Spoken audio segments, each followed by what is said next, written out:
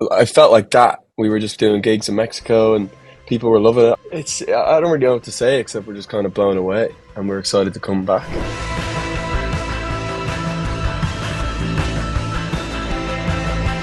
I want to Yeah. start by saying that I am a huge fan of your first album. I love the way Oh, the thanks. songs sound, and I remember being blown away the first time I heard it. But with Cuts and Bruises, I feel like you took your sound to the next level with all that instrumentation that you added to the album. They say it out there that the second album is a test for a band or artist to consolidate. And I think you guys completely pass it. Thank Yeah. How did you decide to take the inhaler sound in that direction? Was it a conscious uh, decision? How was the recording process of this new album? Oh, good question. And thanks. But I don't know, I think the main reasoning behind it was we just wanted to feel more like a band. I think when we went into recording the first record, we were quite young and like didn't really know how to be in a studio at all. And we would just kind of throw everything down and not really think about, how that was going to affect our sound live. Were we going to be able to replicate that sound live? The thing we always keep coming back to is that Beatles documentary, Get Back, the way they just played it in the room. And it sounds so obvious, I mean, oh, a band goes into a live room, but that's kind of what we wanted to do. And we just wanted to slim things down, streamline things. And it was the best way to do that. Right, Ryan? I think. I mean, we were saying for a period that it kind of feels like we're closer and closer to actually making our first record.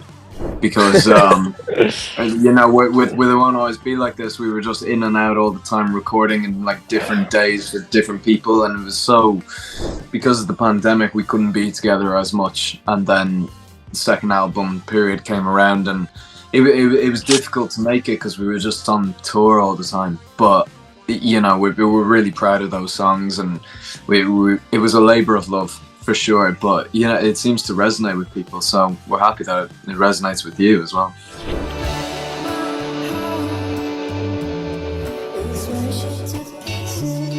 After these months of releasing this album, what do you think is the message that you would like people who listen to Cuts and Bruises to take away?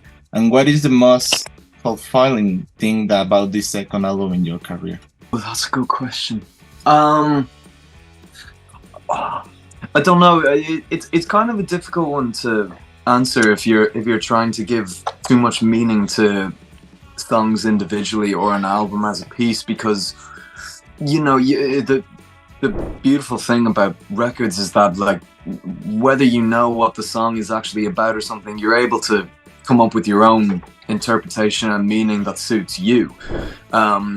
So I don't know, when like it's similar when people ask us why do we think people have resonated with the record. It's like we have no idea. Yeah. We have absolutely no clue whatsoever. I guess the overriding theme across the songs is friendship and companionship, but companionship, I think we as we were talking about it more when Eli was like writing a lot of the lyrics, was that can be it's a word with a very varying degree of meaning. You could be a companion to an addiction you have or something. Do you know what I mean? It's like, I guess is kind of what we tried to get across in these songs, if that makes any sense whatsoever.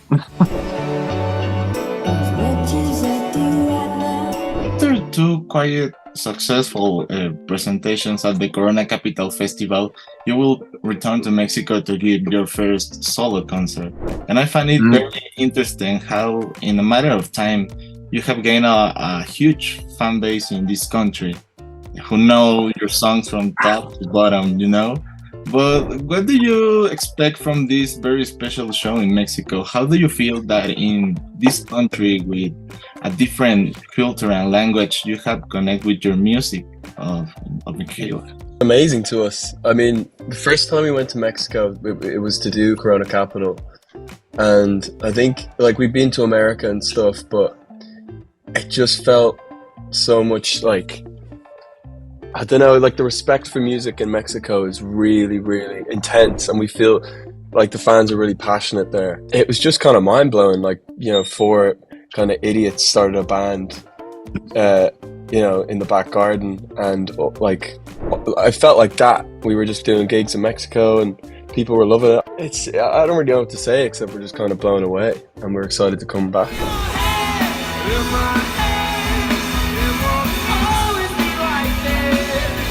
Know that things happen in Mexico that those of us who live here see as normal, but perhaps for people from other countries it seems something strange. But do you remember what is the strangest things you have seen in Mexico? The thing that blew my mind about Corona Capital was like all the kind of third-party merchandise outside the gig when you like walk through into the doors. Yeah. I was like kind of walking around it going, there's no Inhaler t-shirts here. We haven't made it yet. And that was cool. I don't know, it just felt, I've never seen like, you know, kind of third-party merch being done so well. And that was like really, that speaks to a lot about how much the fans care. I think I remember looking out into the audience, and when people had their hands up and they were cheering or whatever, there was a wheelchair above everyone's heads, just like bouncing up and down, and I was just like, well, who's lifting that? Who needs that? I seen this other one where it's like when people had their hands up in the air, there was just a pair of feet, like a pair of legs just dangling, and some guy had managed to squeeze himself perfectly between everyone in the audience, so it was just his waist up in the air and his feet were just going. Yeah, so it's like that kind of level of mania and optimism in the crowd, and you know, you can tell that there is, as Eli said, a serious love for music in those crowds, and you know, we're just grateful that some people love ours, you know.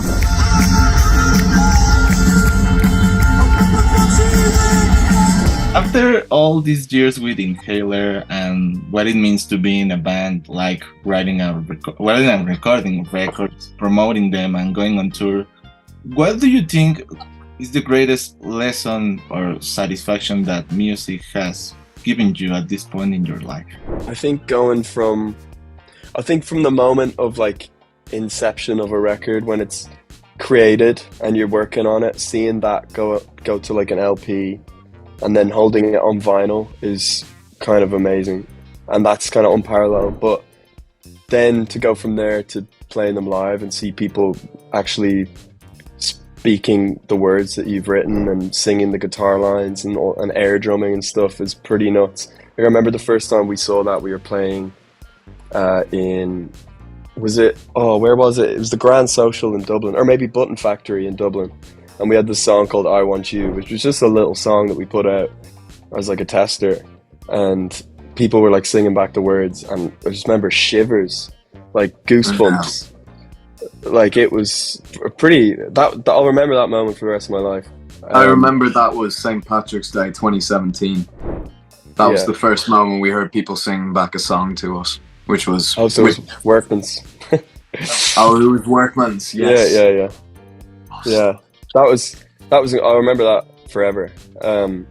I think that's what it is. I think just kind of seeing that you can make a difference to people's lives, not in a huge way. It's not like you're, you know, I think for some people it's more music can save somebody's life, and I think that's, you know, kind of underrated when you're a musician, just knowing that. Thank you so much for your time, guys. Thank you, Jesus. In Mexico.